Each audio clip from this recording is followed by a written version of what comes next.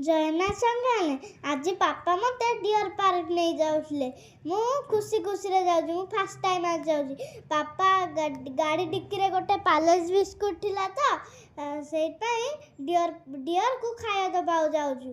देखु